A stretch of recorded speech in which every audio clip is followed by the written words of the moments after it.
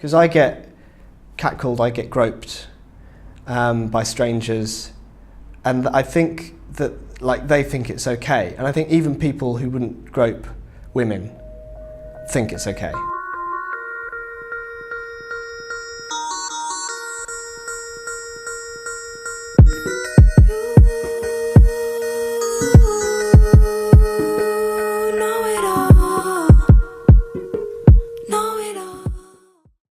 My name is Doreen and I am 25. I'm Tara and I'm 22. Nice to meet you, Tara. You too, Doreen. So what would you say you're most scared in life? I think I'm most scared of forgetting things, because I like to live kind of to the fullest, I would say. I enjoy traveling, I enjoy being with friends, I enjoy conversations, whether that be sober or drunk. But the thing that my worst fear, I guess, is regretting things that I could have done, because I really treasure memories and conversations and people, so not being able to remember that would make me really sad. So that's kind of my fear, I guess. What about you? What would you say you're most scared of in life? God, so mine's not so light-hearted. It's failing. And I think that's as a result of me kind of being the first in my family to go to university. And I've put on these expectations on myself and life goals that I really want to achieve.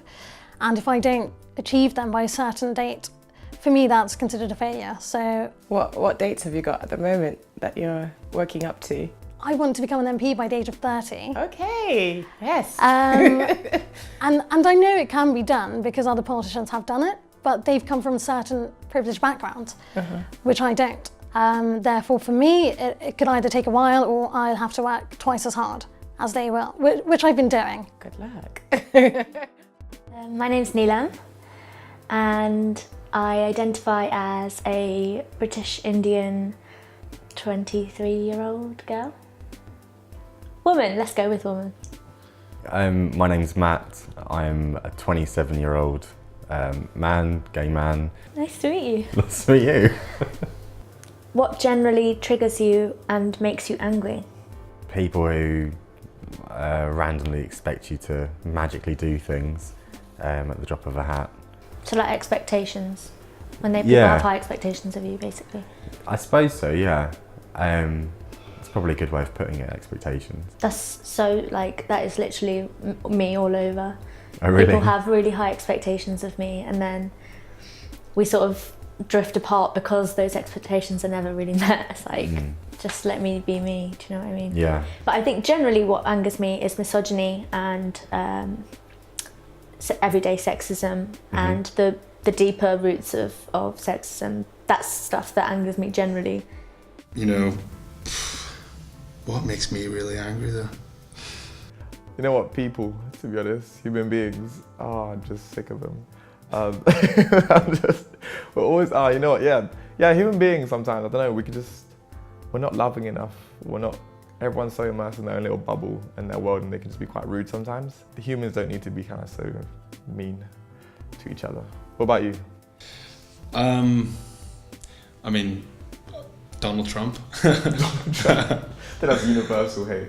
I think, so I grew up in the church and so there's been a lot of stuff recently in the media about the church and gay people, and so I probably, anytime I hear something about that, it just kind of makes my blood boil a wee bit and I need to just take a step back because it's just it's definitely related to the hypocrisy part of it. So I find that quite challenging. Can you tell me the last time you were involved in a confrontation?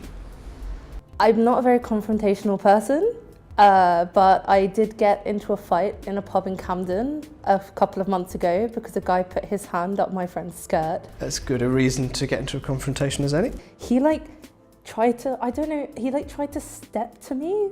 He really tried to maybe intimidate me, but he was shorter than I am. And I'm not a small woman, so I was a bit like, what's happening here? And then he started shouting at me and then he went to hit me and I hit him first. And it was just and then never in my life have I ever been dragged out of anywhere or thrown out of anywhere, and then I was dragged out of this pub in Camden and I was just like, what is even happening right now? So that was the last time, and I'm hoping nothing like that ever happens again.